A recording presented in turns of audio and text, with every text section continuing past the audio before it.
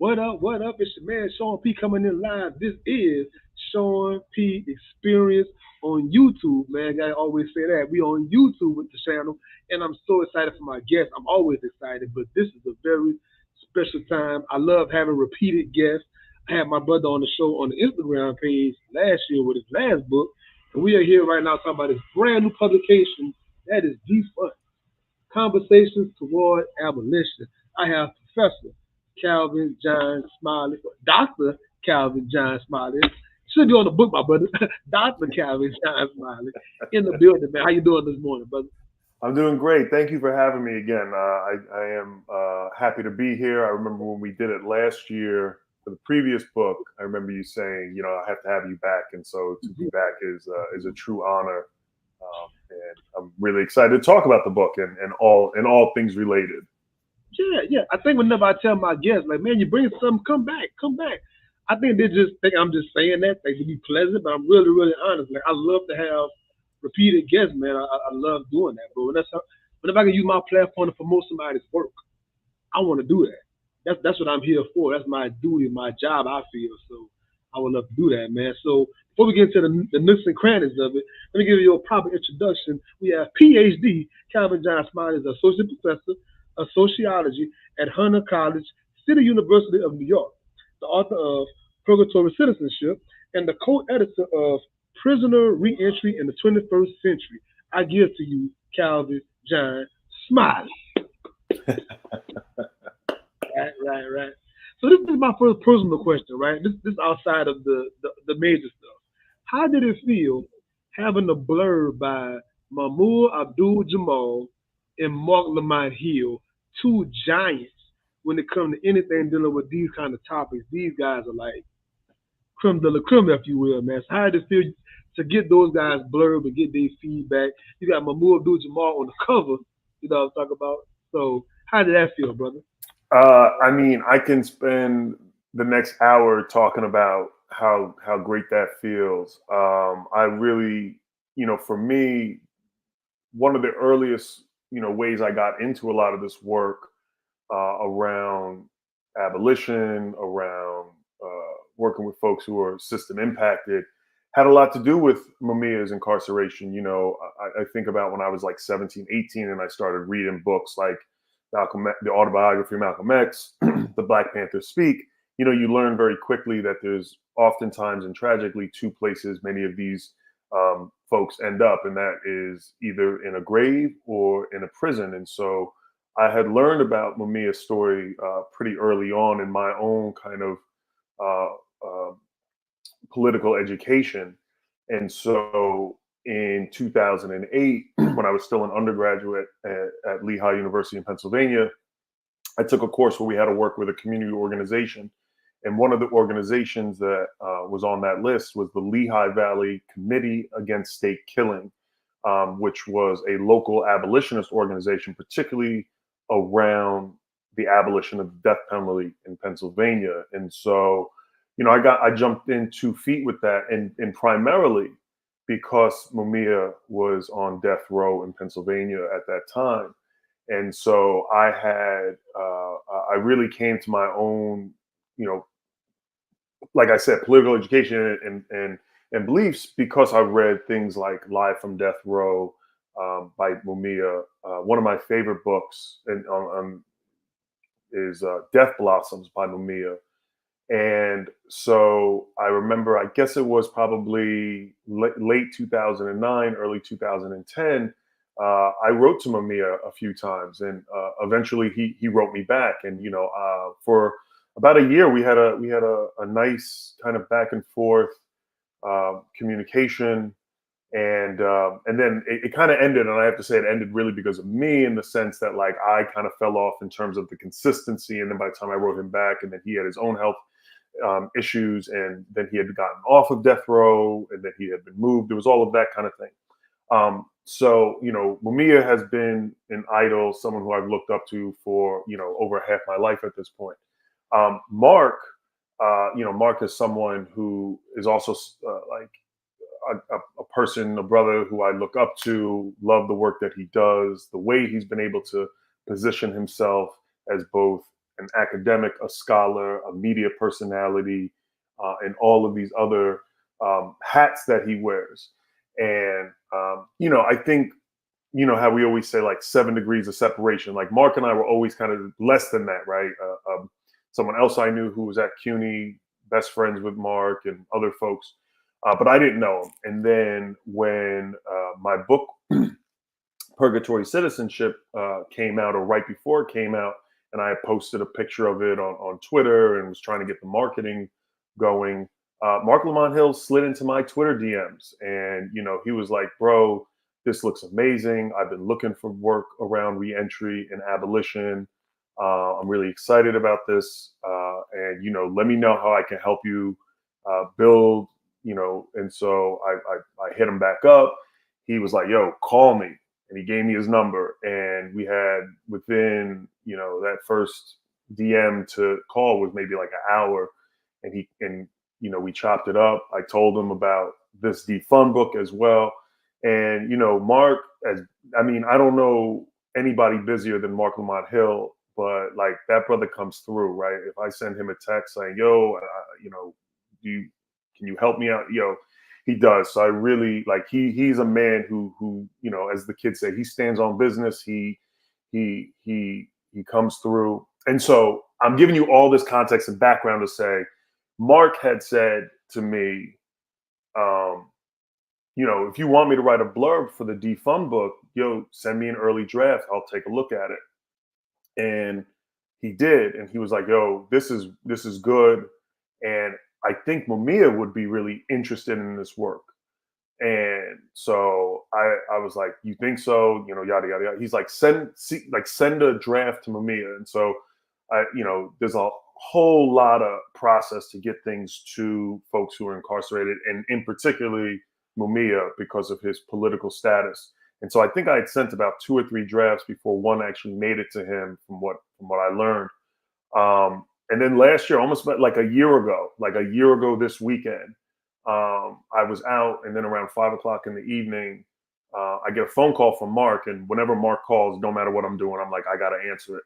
And I answered it, and Mark was like, "Yo, let me just hang on real quick." And then he was able to connect me and Mumia on the phone. And that was a beautiful thing for me. And Mumia was like, "Yeah, this is really good stuff." Mumia claimed that he remembered our interactions, our correspondence, and whether he was just being nice and humoring me or not, he said he did remember it, and I really did appreciate that. And so, yeah, I mean, for me to have those, and then Mumia and Mark have written a book, which I think everyone should go out and read, called The Classroom in the Cell, which I think is an amazing, brilliant work on how, once again, marrying praxis and theory, and the fact that Mumia is this brilliant philosopher, thinker, activist, all within a 8x10 prison cell. But yeah, to me, to have both of them in this book, in terms of the blurbs, it means so much to me. I really do feel indebted to both of them. So I'll say that. So a few little things on that, before we pivot, right? The Classroom in the Cell, they got their podcast now on YouTube. Yes. You can go to the podcast. They got about 15, 20 episodes, and Mark is literally calling Mumia on the phone. And you're hearing all the state stuff that happens when you're on the phone with somebody that's incarcerated, and accept the charges and how that whole thing goes. And then when they get toward the end of their conversation, you hear whenever they say you got 60 seconds or whatever they say at the end of it, and they're still trying to run it, and it just goes off. Right. And the Right. podcast ends right there. Like, he don't try to cut it, he don't try to edit it. You Right. see what a phone call is really like that. And for those Yeah. that So don't know, I'm I sorry. was just gonna say, and yeah, and you think about that, like they're doing a podcast. Imagine that's your husband, your wife, Yeah, your son, your daughter, and this the kind of the callousness of how the state just doesn't care. I don't care. Yeah. Yeah. For those that haven't heard Mumia's voice, oh my God, do yourself a favor, go on your podcast platforms and go on YouTube and pull up a lot of his old radio work he was doing. Man, his voice is just one of those like James Earl Jones, unforgettable. You know it when you hear his voices, man. And you say he's so, to be in jail that long, be so world brilliant. Yeah. He's talking about world politics and all these high things. He been in jail for all of this time. Hmm. Since That's crazy. 1981, just December of 1981, Mumia has been in. Long as I've been here. Yeah, yeah, that's how I look at it. He's been incarcerated longer than I've been on the earth. Long as I've Um, been here. That's powerful, man. That's powerful. yeah. So, oh, let's pick it with that, right? It's meant for the rest of the show for later on, but let's do it right now with the whole Mamiya conversation. In the book, I love that they give actual definitions. They break it down terms that some of us might hear thrown around loosely, but y'all get down to breaking it down. Let's talk about political prisoners and who are and who are not political prisoners. So you break down for the audience, for us, what is a political prisoner? Yeah, so when we think about the kind of the history of political prisoners, and this comes out of chapter 2 with Dan Berger, who is an amazing historian scholar at University of Washington, and does a lot of his work, and I deeply encourage everyone to check out Dan's work. He's written lots of books, churned out a lot of books over his career, and a lot regarding political prisoners and the left here in the United States as well as abroad. And so when we think about a political prisoner, it's someone who is targeted by the state for their political leanings, ideology, actions, with traditionally left-leaning or more what we would call progressive or radical to the left frameworks. The reason why we take some time in the book to unpack political prisoner is because we've seen in recent years how the right, conservatives, Republicans, and others have tried to usurp that term, particularly around the folks who were eventually, and in some cases, uh, uh, prosecuted and convicted in regards to the January 6th events in January 2021. So people like Marjorie Taylor Greene and Donald Trump have called some of those people who stormed the White House political prisoners, right? That they are being imprisoned because of their political beliefs and not because they actually what they really did, which was breaking and entering, destroying government property and things like that. But when we think about the history of who is a political prisoner and who often is targeted, it's most certainly folks on the left and not from the right. In fact, in 1971, 1972, when a group of anarchists broke into an FBI storage facility in Media, Pennsylvania, and uncovered the COINTEL, which was the counterintelligence program that the FBI had been running under J. Edgar Hoover. The vast majority of illegal wiretaps, surveillance, infiltration, disruption had to do with left-leaning organizations. So everything from civil rights leaders to more radical organizations like the Black Panther Party to environmentalists to feminist collectives. I think it was something like less than 1% was targeting groups like the Ku Klux Klan and organized crime. So we have to understand deeply that that the state, particularly, is in capitalist states and states that were founded upon settler colonialism and racial capital, are deeply invested in the ideologies of a much more right-leaning philosophy than certainly of a more left-leaning progressive mindset. Wow. Thank you for that definition, man.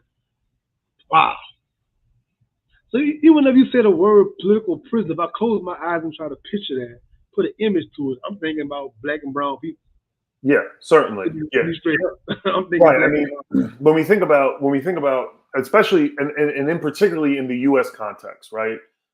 Because of the racialized history in the United States, the vast majority of those who would fall under that guise would be black, brown, indigenous, and then people who radical white folks, right? The Jericho Project, or Jericho Movement. Their website usually keeps an updated list of folks who fall under the category of political prisoner. Amnesty International, on kind of a more global scale, typically has what they call prisoners of consciousness. And again, there sometimes might be some room for discussion and argument about who actually is a prisoner of consciousness. So, for instance, and I'm forgetting his name on the top of my head, but there was the guy in Russia who Putin had put in prison, and then when they sent him to Siberia, a couple days later he was found dead.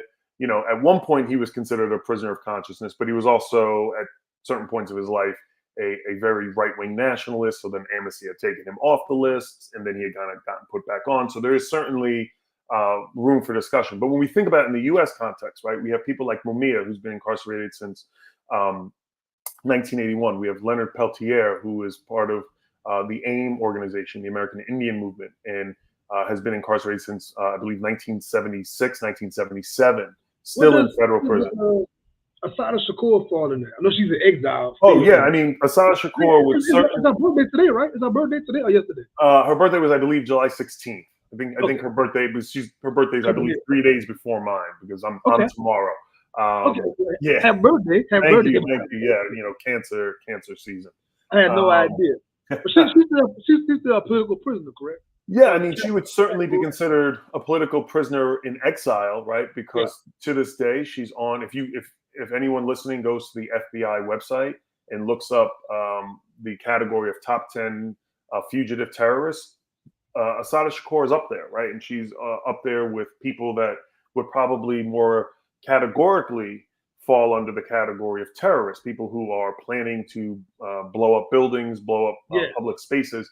But the defiance of Asada Shakur, escaping from prison based on the charges that were placed on her of murder, even though medical examination said that she couldn't have been the shooter. But to that end, one of Asada's co-defendants, Sundiata Kolai, spent 48 years in prison, only being released in May of 2022 after the New Jersey Supreme Court said that the parole board had to give him a parole board hearing. And Sundiata, who was eligible for parole for almost 20 years, had been denied. So that's what we're talking about.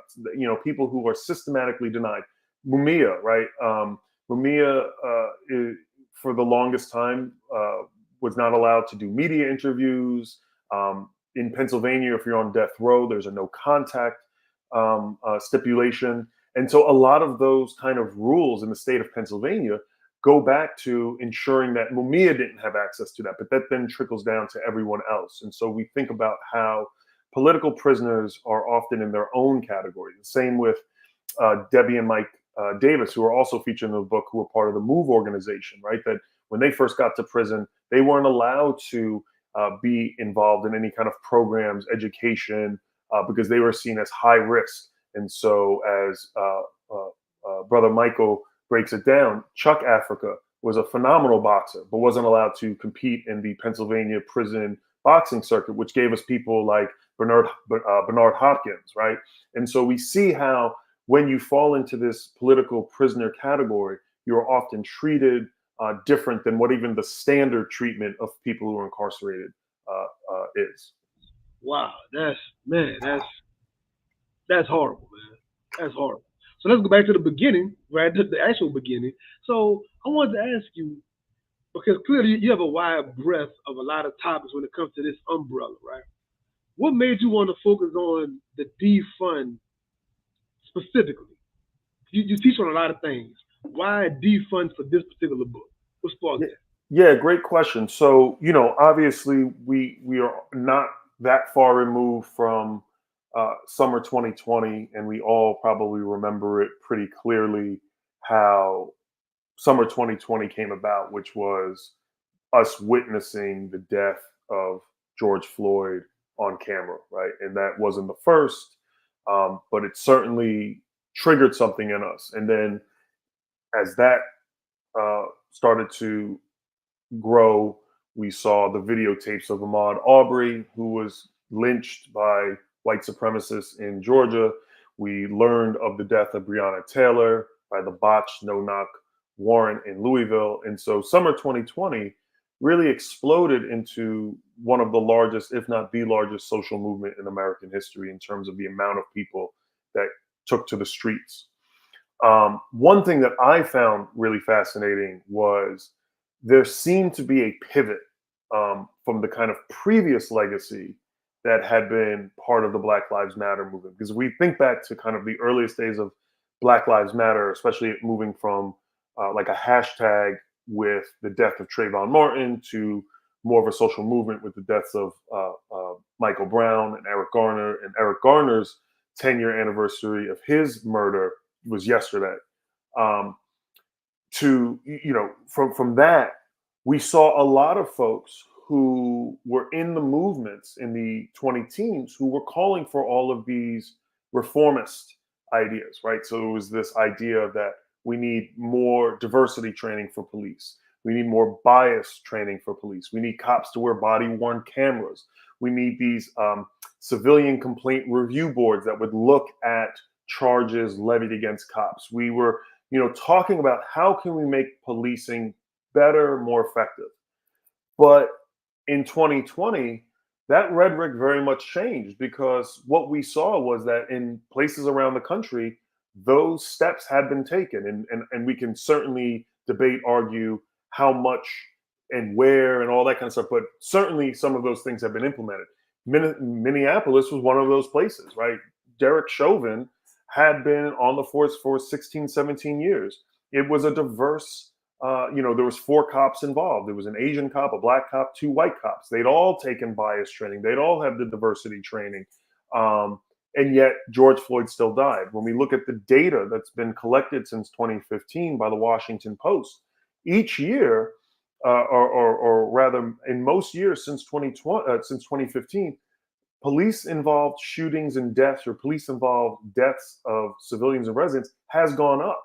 And so the implementation of these reforms haven't curbed police violence. In fact, we've seen an enhancement of police violence. And so summer 2020, we started to hear defund. And as I write in the book and as we acknowledge, right, defund, it wasn't like police violence and all of a sudden someone had the light bulb moment and said defund. There had actually been people, particularly in Minneapolis, working on the ground and talking about defund, right? And they had put the petition out there to defund the Minneapolis police. But there was something that was really, I don't know, magical or just kind of the alignment of that moment with that word that became not only a national slogan, but it became very much an international slogan that was also being tied to settler colonialism as well as capitalism, racial capitalism, because we saw that summer 2020 was not a vacuum in the United States. We saw in Bristol, England, the activists who were working on their own issues around race and slavery, but using the call for defund to, topple the statue of Sir Edwin Colston, who was a slave trader, part of the African Royal Company. We saw folks in Puerto Rico who, for a very long time, have been working towards sovereignty, but pairing defund, because for so many years there's all of this kind of fiscal austerity that's placed on Puerto Rico. The university system is cut its budget. Its housing is being cut. All of these things are cut, but the one thing that isn't cut is the police force. We saw in Seoul, South Korea, people coming out to the calls of Black Lives Matter and defund in the summer 2020. So for me, it was this very interesting way that it started to pivot movements from kind of a reformist idea to a much more radical abolitionist, to the point where we even had folks like Joe Biden during his State of the Union having to reiterate that we need to, what he said, fund the police, not defund them. And I always think that, if something makes it into a presidential speech and they're against it, that means they're really scared of it, right? Because things that are not real or not going to be a real threat to their position and power, they don't mention it, right? Why give something, juice if it doesn't have any?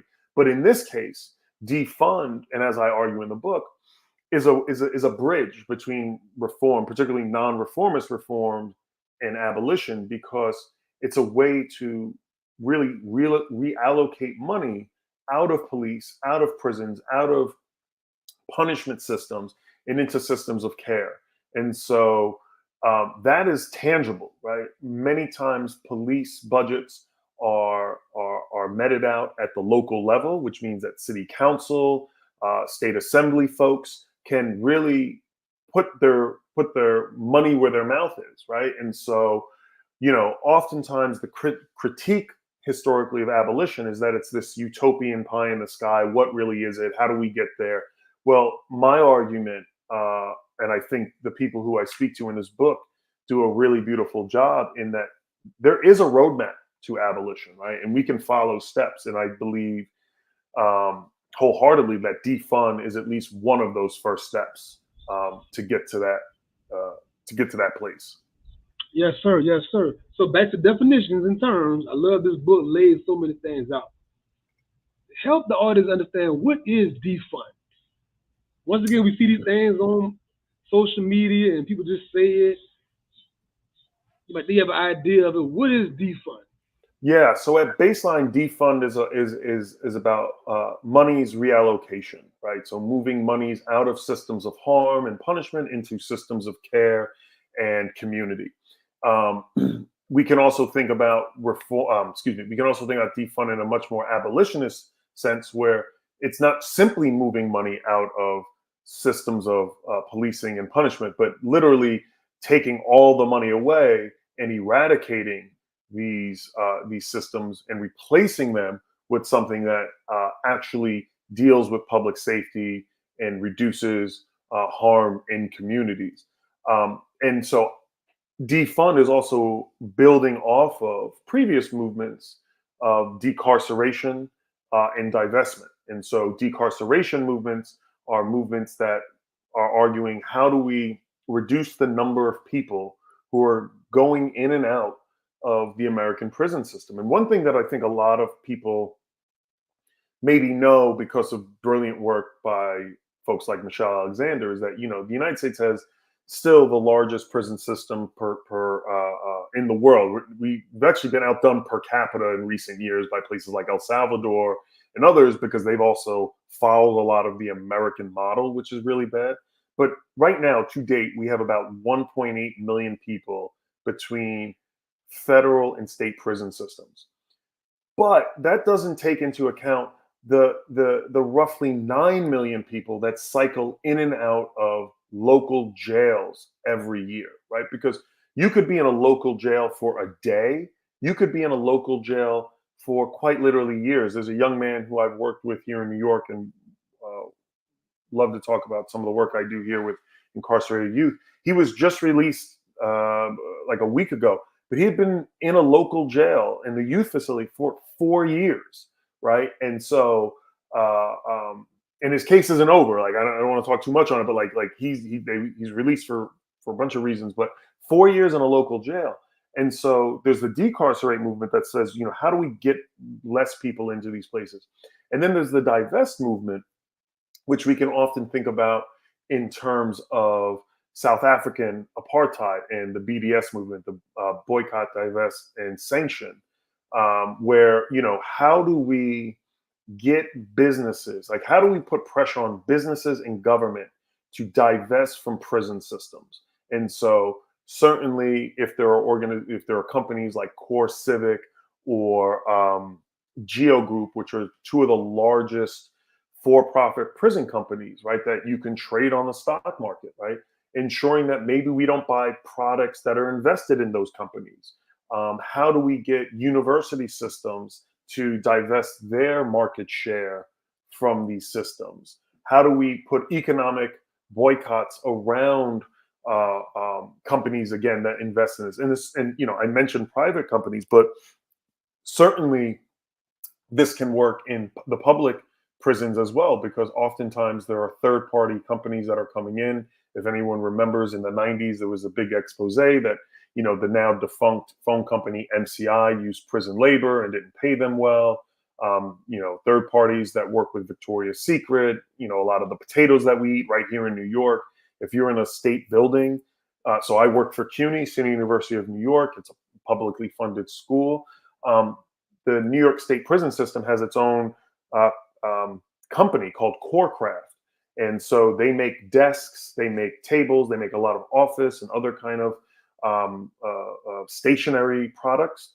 One of the things that I learned in working with an organization or actually a collection of students at CUNY is, because there was this divestment, we wanted to divest from Corecraft, is that it's in the New York State Constitution that any public entity has to at least hear a bid from Corecraft. So what does that mean? So say one of the universities needs new desks for their students, right? So Hunter, where I teach, we have around 20,000 students. So that would mean that we need roughly 20,000 desks.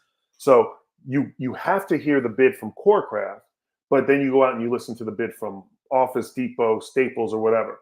Well, because Corecraft is using prison labor, they know that they can always undercut the competition. So for using whole numbers, if Staples says we're charging $5 a desk, Corecraft can turn around and say we'll charge you $4.50.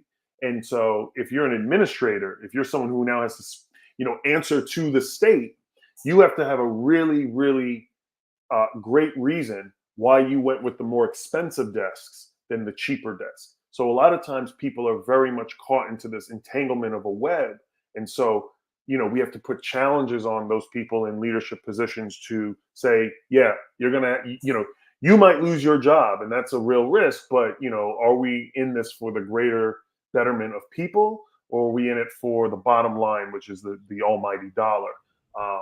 Because we know that the people at court, the folks who are incarcerated working at Corecraft are not getting, a minimum wage or any kind of equal wage. Right. We have a wonderful question from the chat. I love whenever the chat is popping in, man.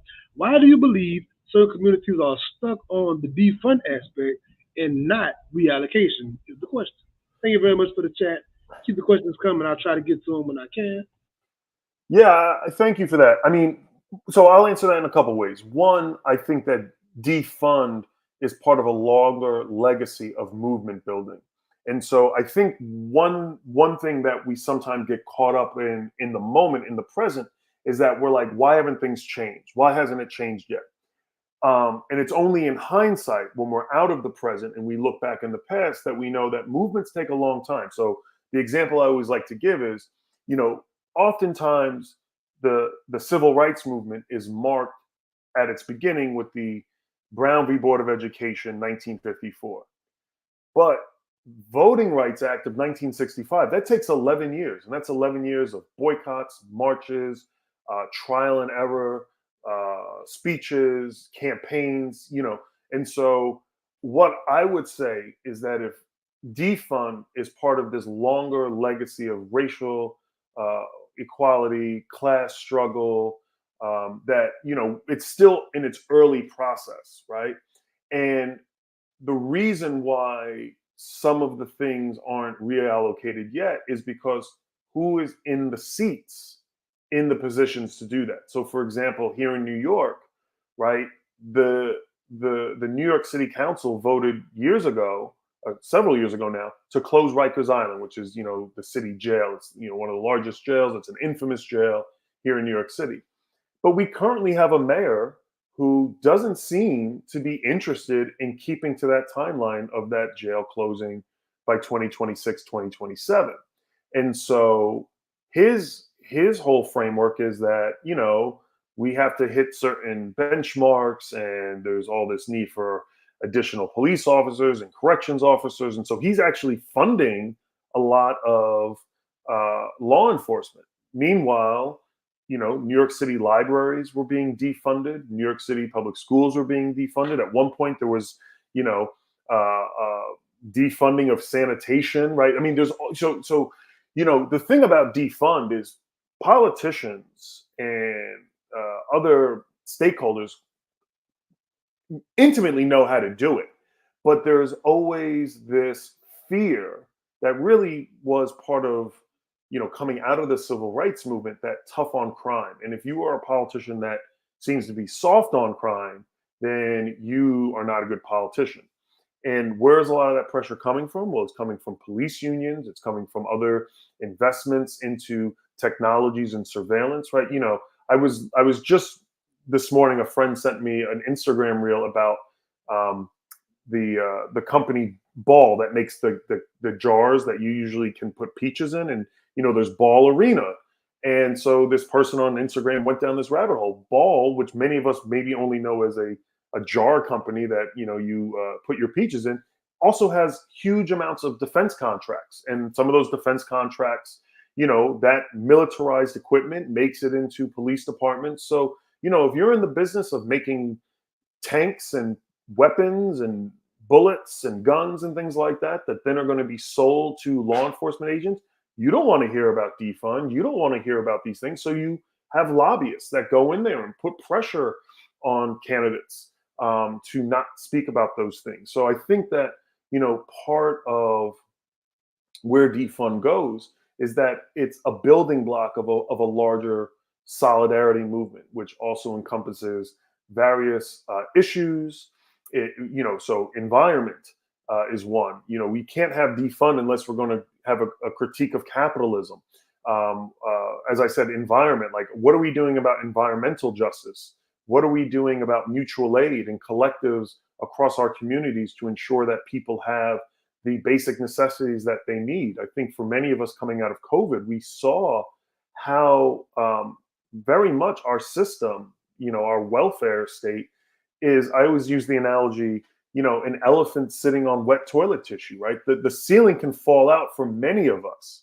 And it doesn't take much, right? Many people are living paycheck to paycheck, or even if they're not living paycheck to paycheck, God forbid a big expense come out, you get in a car crash, you break your leg, you're out of work. Like, how many people can really just fall through the cracks, and they've done everything right in life? And so that's why we need to continue to build with each other to ensure that this money that's getting moved is being put into areas where, we shouldn't be thinking about, if I have to go to the hospital, am I now going to be in six-figure debt? If I want to become a social worker, am I going to be in six-figure debt?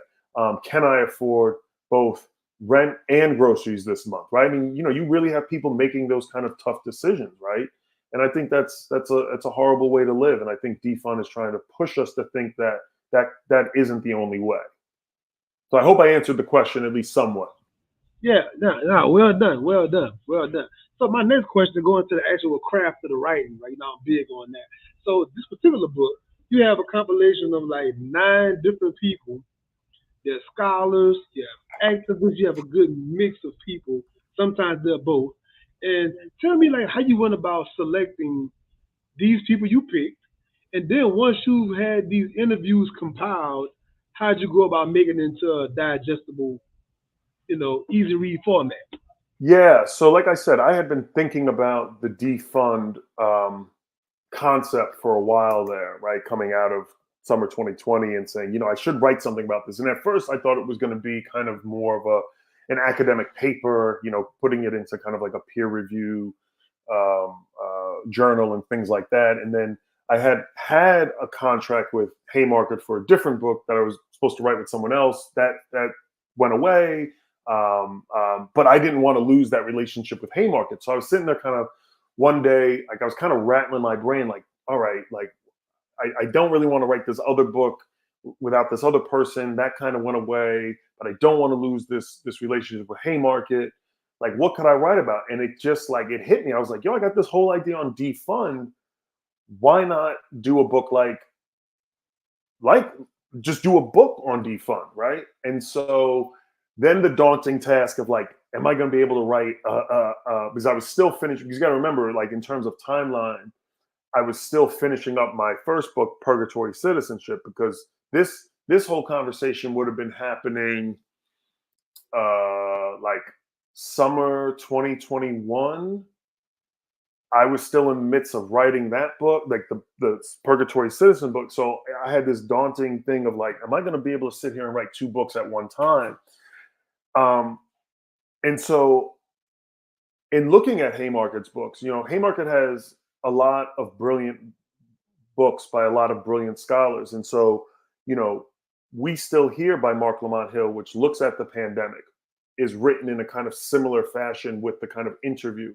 If you look at Angela Davis's, from Palestine, from Ferguson to Palestine, that book is also written in this kind of interview style. Miriam Kaba's book is a collection of interviews, essays. So I was like, oh, Haymarket has a precedent that they're open to creative styles of writing and approach.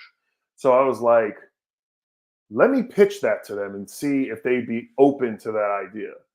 And they got back to me. We had a Zoom meeting, and they were like, "Yeah, we love that idea." And they were like, "Who are you going to interview?" And so that became the next challenge. And so I'm a nobody in that sense, right? Like there's obviously like the big names of people, and I was like, do I throw my eggs and all in that basket and try to get the big names like Miriam Kaba, Angela Davis, Andrea Ritchie, um, and then and no disrespect to them, like they're amazing people. I love their work. Their work is what the shoulders we sit on. But I then started thinking, I was like, there's a lot of people doing this work: abolitionists, system impacted people, activists, academics, activists, etc. And I was like, you know what?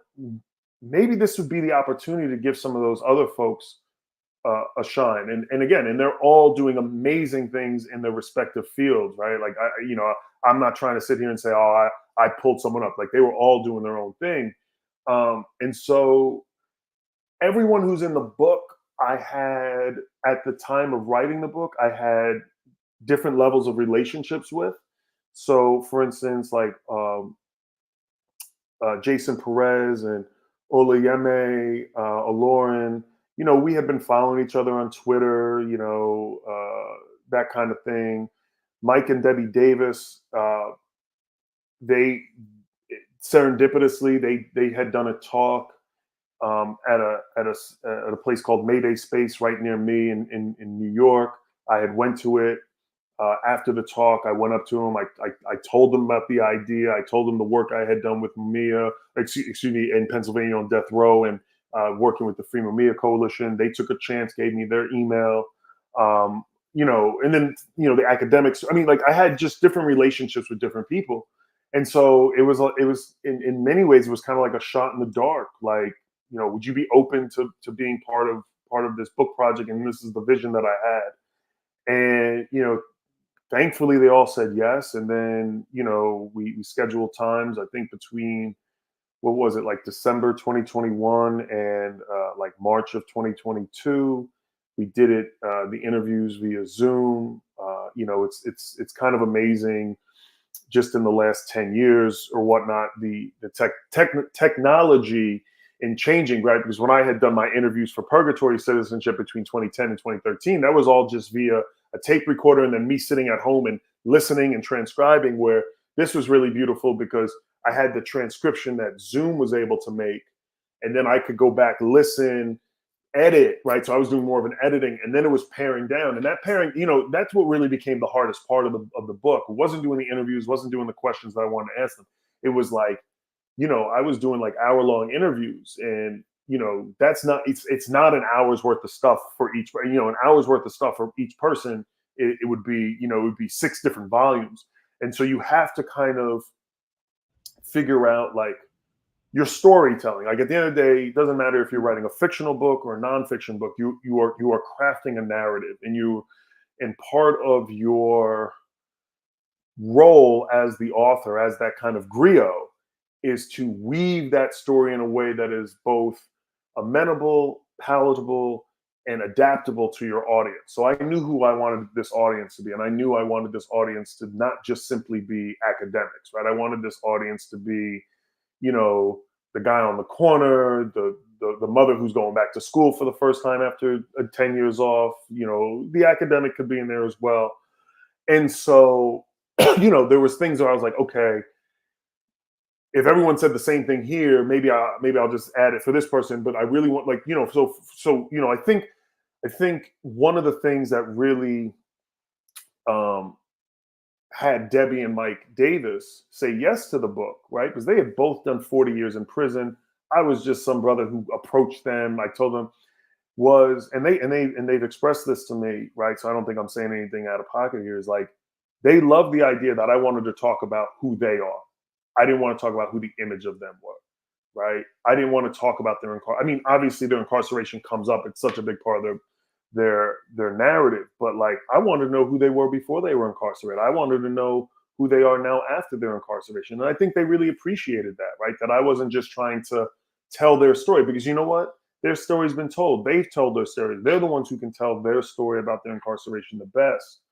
And so, I brought in different people who I thought added something to the book, right? So, Marisol LeBron is an amazing scholar who does a lot of work in Puerto Rico and in the Caribbean, Latinx countries around policing. Dan Berger, as we said, does a lot on the history of prisons and political prisoners. Jason Perez is an amazing organizer, and working around policy and economics around incarceration and surveillance. So, I think that everyone who's in the book brings something different, but through the same kind of effort for what we're all kind of fighting for. Let me ask you this question. I love to ask this question. What is something that did not make it into the book that you like, man, I wish I could have fit it in the book? Like it's on the showroom, it's on the cutting Oh, room floor. oh, What's that's something I think, I don't know. Let me think. That's like a question. I'm going to know the best answer to that as soon as we hang up. And I'm like, I should have said that. But let me say this right okay? now. It's good. What I think, what I think fell off the book in some ways is the kind of some of the banter a little bit more that we had, and that was strictly for space. So I think, and I can't remember if it actually does make it in the book or not, but like Jason Perez and I had kind of like gone off not on like a tangent, but we had like there was a lot more that we talked about in terms of sports. I know, like we were talking about sports. We were talking about like what would nationalizing the NBA look like? What would an NBA look like that is union run, that is player owned, that the success rate isn't just making one more black billionaire, but that these stadiums are actually owned by the people, that ticket prices aren't going to be gobs and gobs of money, that stadiums aren't just sitting there as empty Yeah, silos in the off right. season or just for Yeah. concerts, but could be places of refuge, could be places of markets, could be, I mean, so that was something that I think, we talked about. That would be one thing that I You know, say, you know, you know what's odd about what you said about the banter? That's some of the best stuff, isn't it? Like when a yeah, person says, "Sean, what do you gain doing these interviews?" And I'm like, "Bruh, the stuff off the camera is actually like you and I talking before we came live for like 5 or 10 minutes. yeah, What we were talking about was important, and I wish that the audience could have seen the conversation. yeah, You know what I'm yeah. saying? So those kind of moments, you do wish could be captured, some kind of way. Yeah, so I would say that the kind of more around like sports was probably like the one, and I think there is some in there, but if people do read the book, just know that there was more on that, and it's somewhere in some notes, and maybe it'll get brought up somewhere. Just to finish up about when you asked about the writing process, I always like to Yes, tell sir. folks, I always write with two documents open, the document that is being written, and then the document, and I always put it saved as cutting room floor. I never delete anything, right? There's always a document that has cutting room floor, because you never know if that paragraph, that sentence, that idea can come back up somewhere else, and you want to be able to have that to revisit. If you just delete it, it's gone forever. So you want to cut, paste somewhere else. That's just my writing tidbit for the day. Bro, that was a master gem right there because I've heard various writers talk about my OG called it an idea file. He has this file. He's a fictional writer. He has all of these character names and character profiles and places, and scenery, and you never know where it might come up at somewhere else. Years from now, you go and pull it up, or you get stumped on something like, what? And it might get you unstuck going back to the idea file. So you're right. Nothing is to be trash, if you will. Right, right. Nothing is trash. Um, One more craft question. So, as an interviewer, what was your mindset going into these interviews? What was your mentality like going into these interviews? Yeah, I mean, so uh, my it's always, I think to be a good interview you have to go in with an open mind, right? And so knowing the people I was interviewing and having read some of their work, whether it was like kind of um, standard books or journal articles, or even things that they had posted or talked about on Twitter.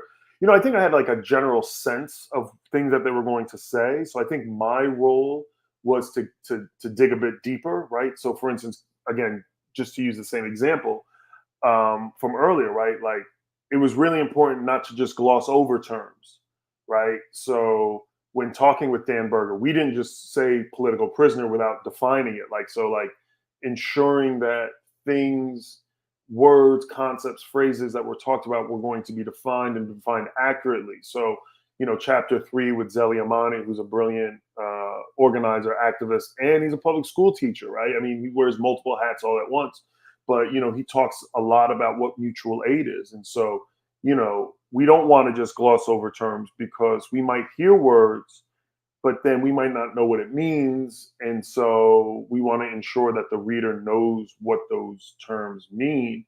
And also, that's a good way to ensure that words and terms can't be co-opted, right? I think that's something that, when we think about woke, right? I remember being 16, 17 years old, going to poetry slams, and the older brothers, with the dreadlocks, with the screen print Malcolm X t-shirts, talked about being woke. And so woke was this term that was very much in the Black community or in these communities of consciousness. And, whatever it was 3-4 years ago, some white conservative found out about it. And now it's been jacked and usurped into,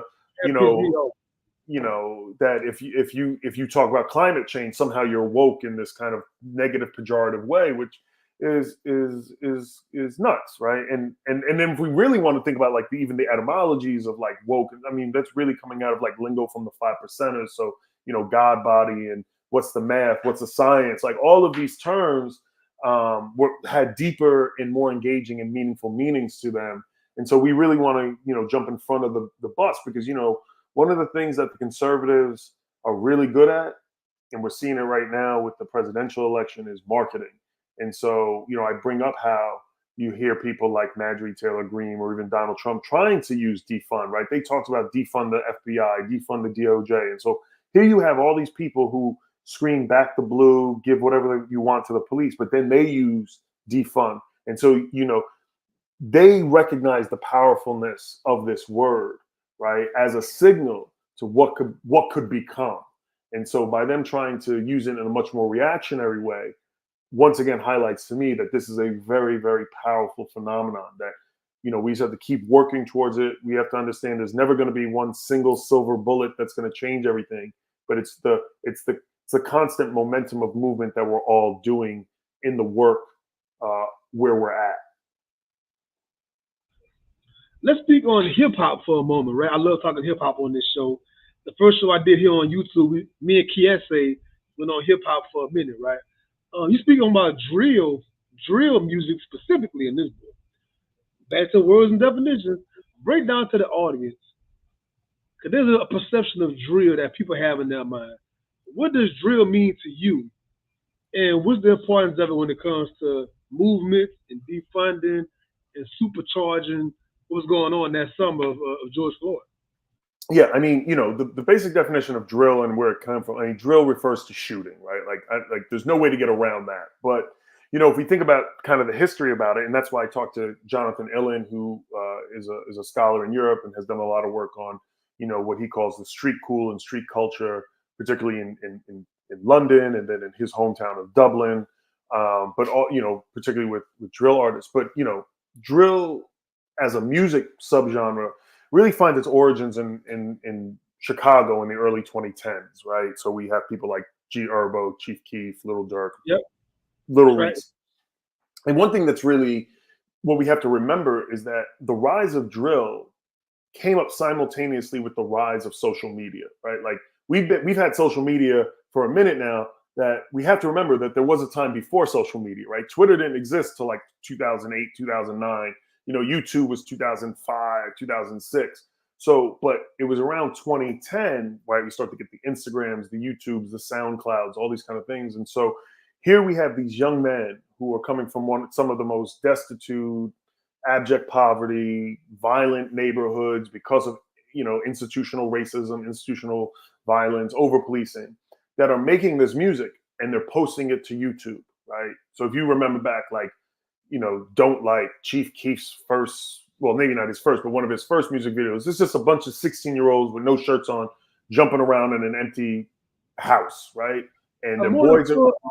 that World Star time had a big old explosion with that too. World Star, absolutely, World Star, all of that. And so we see drill coming out at some of the time with social media, the rise of social media, and there was a lot of violence happening in particularly places like Chicago, right? When we look at murder rates and things like that. Then by like the 20 teens, drill kind of makes its way to Europe, specifically London, and more specifically like places like East London. And so you have groups like the Old Farm Boys, which are these black, um, a little bit more racially mixed, but particularly black and black African and black West Indian migrants who are now making drill, and they're fusing it with UK rap and UK grime beats. And then by the late 20 teens, the music finds its way back into the US, particularly in places like New York, specifically like Brooklyn.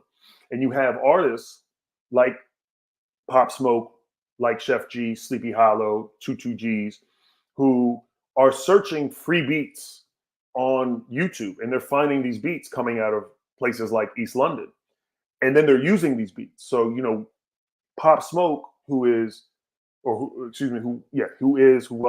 half Jamaican, half Panamanian, right? Origin, is now using beats by 808 Mello, who is an East London producer. And so it takes us to what Paul Gilroy, a black academic in the UK, talks about, the Black Atlantic. And social media really allowed these convergences of different styles, approaches, but also like black New Yorkers who are West Indian background with East Londoners of African background, and they're blending these sounds into this kind of unique sound. So that's kind of some of the origins of like where drill comes from, and then drill like goes from Brooklyn, it goes up to the Bronx, it's all over New York, and now we see drill in a lot of places in the country and around the world, right? I've seen Italian drill, Brazilian drill.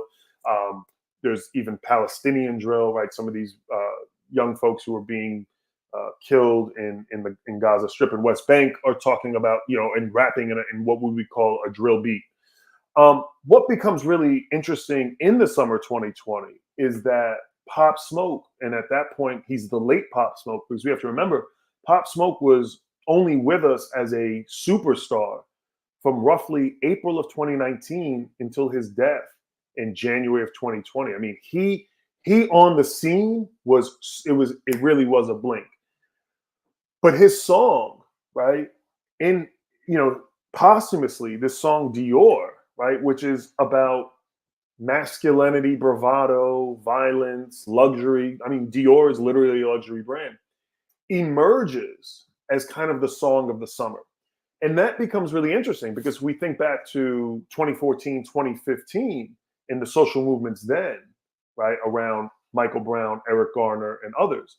It was Kendrick Lamar's All Right. But Kendrick Lamar's All Right had a much more political consciousness to it. So it makes sense. Like that song is part of a movement. Dior was never intended to be a movement song. And so through the interviews that I did with folks, right, we learned that, in some ways, the lyrics are secondary, right? Because what Dior is bringing to the table, it's bringing the cadence. There's something sonically, like Pop Smoke had a very deep voice. There's something about his growl on his music that it's a war song, right? It's a war cry in a sense that, yes, he's talking about all these other things, but that's not what matters. It's the beat.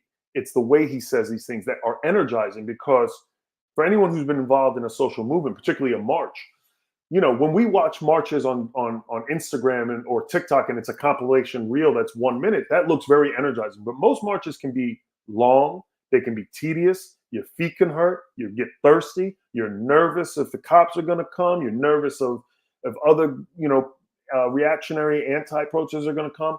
But music, and we see music as a through line, whether it's the civil rights movement or Black Lives Matter movement or the defund movement, music stays a through line, right? It's energizing. It can bring you out. It can help you out. So that song became the 2020 summer anthem. And then what I'll say to drill, I'll say this kind of last part on drill, is that while there is certainly the hyper violence, the hyper masculine bravado, I would make the argument that I think that drill is some of the most vulnerable music that hip hop has produced. Because while they're talking about these things that oftentimes are dismissed as, look at these bad kids. That's hip hop music. Like, there's always been this stigma of hip hop music that it's bad music, it's lyrically violent, or whatever. But what I see in this music that I would say I haven't really seen, at least in kind of like a more mainstream hip hop, is that these young men are also talking about their mental health, right? Like Sleepy Hollow, right, who's in New York, one of the pioneers of the New York drill scene. He's got multiple songs called Anxiety, right? He's talking about his anxiety. He's talking about using illegal substances, right, pharmaceutical drugs to ease his anxiety. You have other artists like 22Gs who's talking about why he carries a gun, right? And he carries a gun not necessarily because he wants to go out and kill people, but because he knows that his life can be taken at any moment. So he's talking about structural violence, right? He's talking about his ops. He's talking about the police. He's talking about, the poor infrastructure. So we see young men and women in this scene who are talking about mental health. They're talking about poverty. They're talking about the things that they witness, right? As I said too, like, I work with a lot of these young folks who are in the system here in New York City in the youth facilities. To be 16 years old and rattle off a list of names of your friends who are dead, locked up. I mean, I had a young man one day, he told me, he said, Cal, he said, I was sitting here and I was thinking, he's like, all my friends, all of them, every single one of us is either here, Rikers Island, state prison, federal prison, or the grave. He said, I don't got no friends who are free right now. So to be 16 and have that's trauma, right? That's trauma. Like, we always, and that's the thing too, like, we love to talk about child soldiers in these far off places. Like, people will empathize about the child soldier who's in sub-Saharan Africa, and I do too, but we got child soldiers right here, right? And we don't have that empathy for them. The empathy we have is non-existent. What we give children is 20 to life. And to me, that's just a horrible thing. So, I want to connect that hip hop conversation to the policing of hip hop, right? We all see the past few weeks, the rapper here in Louisiana, BG, he now has to have his songs cleared by the government. wild. Now, I don't recall a time in hip hop history where a person had to literally get their songs cleared by the government. That's crazy. And if that Yeah, happens to him, how much they're going to be policing everybody else's lyrics has to be thought about. yeah. The minute I So, saw it, I'm like, wait a minute, is that what we doing? well, yeah, in That's what we 2017, doing. yeah, in 2017, I wrote an article that was published in the Journal of Hip Hop Studies, and I think I called it like Attic Rap from consumer to whatever. I forget. I'm never good at remembering the names of the stuff I write. I think that's part of the process. Once you write it, you can forget about it. But anyway, in part of the argument, I talk about the respectability politics and the policing of music, because hip hop, I mean, we see this in generations, right? At one point, rock and roll, which is, all most forms of music that we see, at least coming out of the US, that become mainstream, have black origins. Whether that's jazz, rock and roll, hip hop, Jersey club, drill, all this has the house music, all have these kind of black forms as its origins. But hip hop has kind of uniquely been situated as the music that is not fictional and not something of artistic expression, but only reality. And that is problematic because, as I talk about in that article, we've seen where hip hop lyrics have been used in criminal cases, right? And so, where does one's First Amendment rights start and end when it's hip hop music? But we don't see the same kind of scrutiny for the kind of death metal bands, right? And what's crazy too is, like, in the 90s there was like all that, like, Marilyn Manson and stuff, and it kind of turned out that he really was doing all the crazy things that he was talking about in his music, right? It's come up in more recent years that this guy is a predator, is doing all these kind of crazy things. um and really in, like, the UK too. I mean, the UK has really used music videos and lyrics to go after these young men, particularly young men of color making this music. But to your question about BG, yeah, I think this is crazy, right? Like, where is BG's First Amendment rights of expression? what kind of precedent does this set for all artists across the country, right? Does any artist with a criminal conviction, a criminal past, going to have to go through some sort of muster? Who is on this board that's going to review this, right? What what is the criteria of what's allowed and what isn't allowed? Like there's a lot of things that seem super opaque in this, right?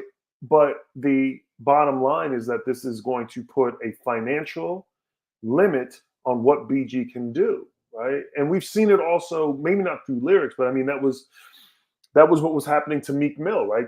He had that judge who wasn't going to allow him go on tour, and as his lawyers are, he said, "This is his work. Like this is his kind of job. Like how can you say he can't go on tour? He can't do these things?" And then he went on tour, he did these things, and then she threw him back in jail.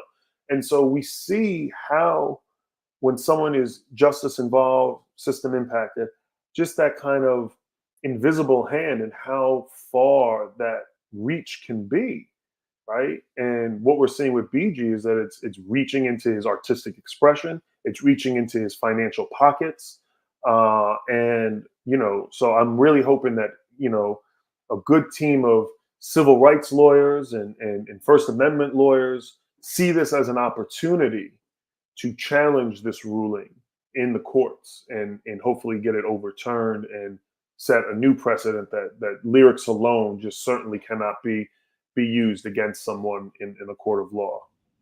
That's right. That's right.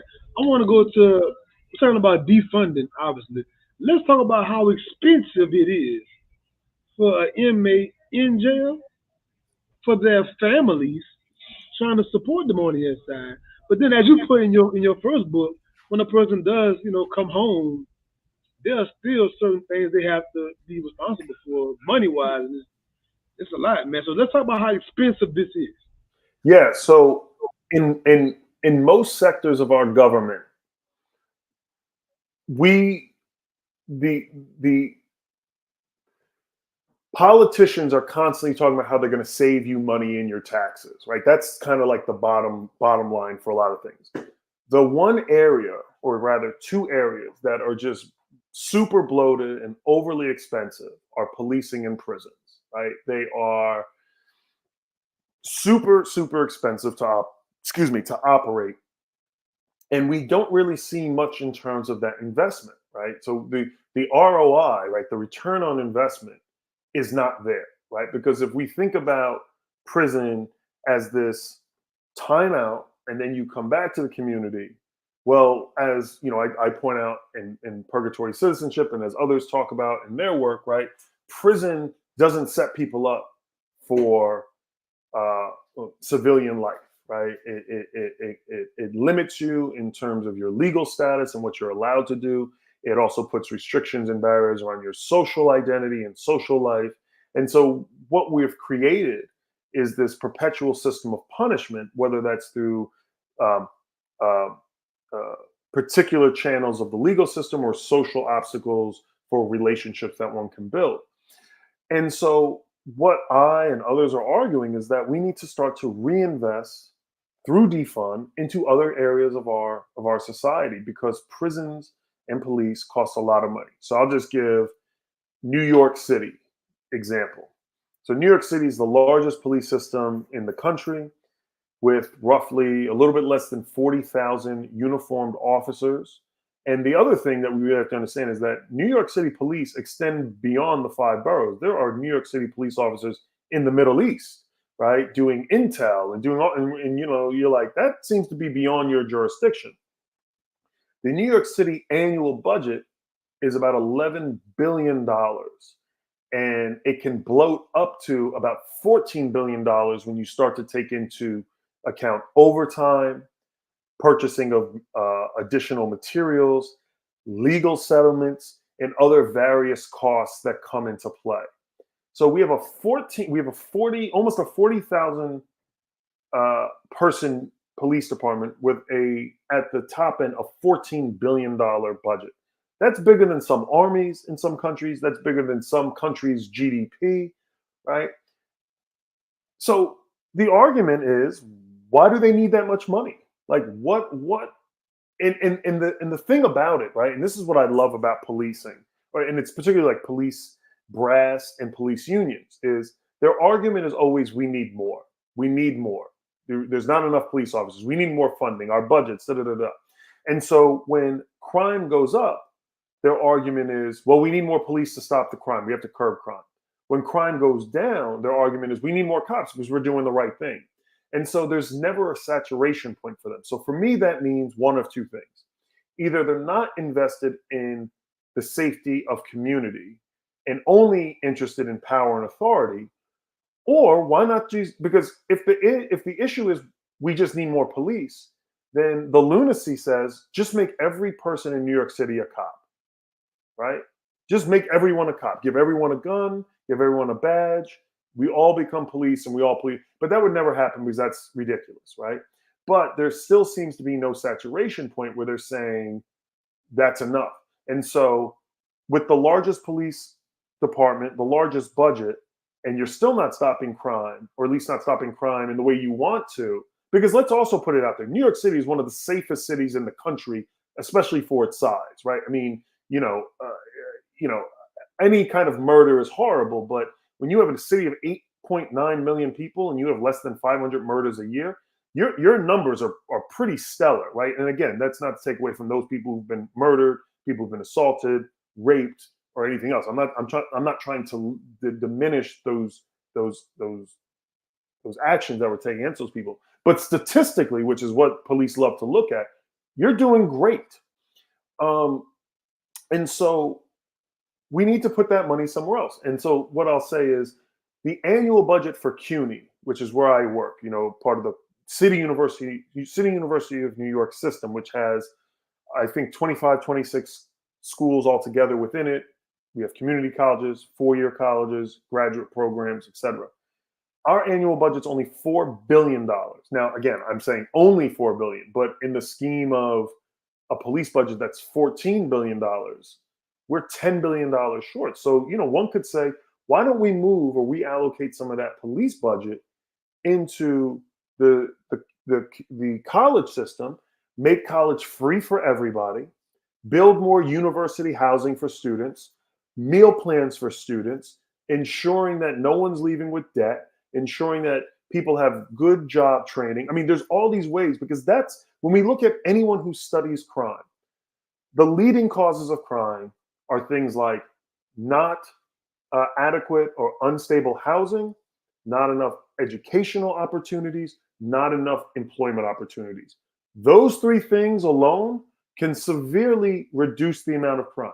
Then with the other monies, we can invest more into things like mental and physical health care opportunities. We can invest more into recreation. We can invest more into the arts, in drama, in literature. We can invest into leisure. I think that there needs to just be more places for people just to go and relax, right? It's hot as hell here in New York this week, right? We got big humidity and stuff like that. Why is it that the subway system, right, and riding the train, which is air conditioned, becomes the refuge for people who are unhoused? That's a failing system. I work in the facilities with the youth. There's a number of programs that go on in the facility. There's my program, which is a restorative justice program. There's a cooking program. There's a barbershop program. There's a DJing and music producing program. And I love that they're all there. But my argument or my critique is, why does a young person in New York City have to get arrested before they can get those opportunities for free? Right? Why don't we have investment in storefront properties where, we have this whole block, and in this storefront, there's a music program that kids can just come in off the street and just go to? Why don't we have a cooking program? Why don't we have a restorative justice political education thing? And that just, if you give people things to do, trust me, they're going to do them. And so that's where my vision of where we can reallocate funds and move funds into. And these are not, at least in my opinion, these are not pie in the sky ideas, right? You don't need much space to put a little record studio into that kids can come in, they can schedule time, that teaches them responsibility, that teaches them scheduling, right? All right, you got from 2 to 4 to record. You got to be there at 1:45, right? And then you do, what I mean? There's just so many things that we can, the world really is our oyster with that. Yes, it is, man. Yes, it is, bro.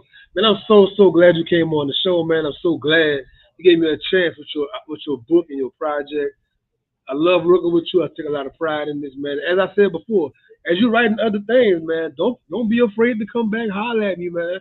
And before we get out of here, if you don't mind, tell the family some of what they can expect from you coming in the future. You got a few irons in the fire. You told me. Tell us Yeah. about it, man. So yeah, I have my next book project, which I'm co-writing with a good friend and colleague of mine, Jan Halderpoor, who is out at Cal State Long Beach. Folks should go check out his book called No Place on the Corner, which is a ethnographic book on stop and frisk here in New York. Came out in, I believe, 2017, 2018. But we're writing a book right now on how folks who are coming home from prison and people who are system impacted utilize social media, particularly in the reentry journey. What kind of networking do they build? What kind of content are they producing? How are they narrating their experiences? So that book's coming out with New York University Press, NYU Press. I'm in the early stages of talking about with some folks about a potentially co-authored book around cultural criminology. So in 2008, Keith Hayward, Jeff Farrell, and the late Jock Young wrote Cultural Crim. And so we're kind of thinking, is it time for maybe an update on that theoretical framework and how culture impacts crime and how folks are thinking about crime through cultural lenses. And then, as I've been saying throughout, I do a lot of work with incarcerated youth here in New York City. I run a restorative justice program in both facilities, and I just started my own company to do that work. So the company is called Till Everything Better. Right now, it just launched. We're on Instagram. It's Till Till Everything Better, all one word on Instagram. Website is coming soon. And more on that, and the work that both myself, my assistant, we do. We create zines for the kids. We do a lot of programming with them, and yeah, so that's kind of all that I got going on right now. And Yeah, Sean, man.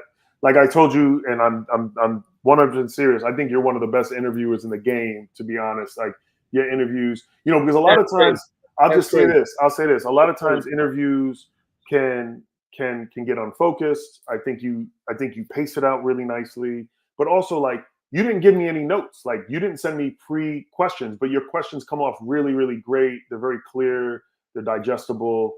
And so yeah, I really appreciate you having me on here. And I also really like your approach too, because it's not just about the content of the work, but it's about the the process of the work, right? And I think especially for people who are aspiring writers or who are writing, Yeah.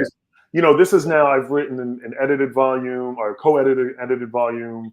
I've got these two books. I have this other one coming out. So people ask me all the time, like, oh, so writing a book is easy for you now? And I'm like, no, it's hard. Like each new book is a new canvas. It's a new block of marble that you have Mm-hmm. to chisel out. And so it's Mm-hmm. always great to listen to your podcast, listen to the excerpts that you put on Instagram and all that stuff, to hear how other people go through their writing process, because it's inspiring and you learn from other people through narrative and conversation. And I think, doing this is part of the larger umbrella of defund, right? Like having conversation. Nothing gets done without conversations, right? If we sit in True. silos, then True. how do you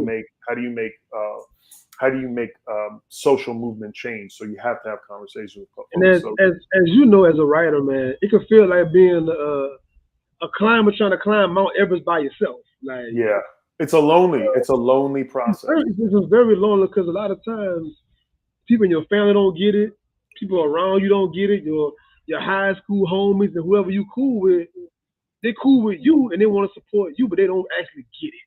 Right, right, So right. Oh, I know. whenever you stomp or whenever you frustrated, they can kind of try to sympathize, like, oh man, but they can't really.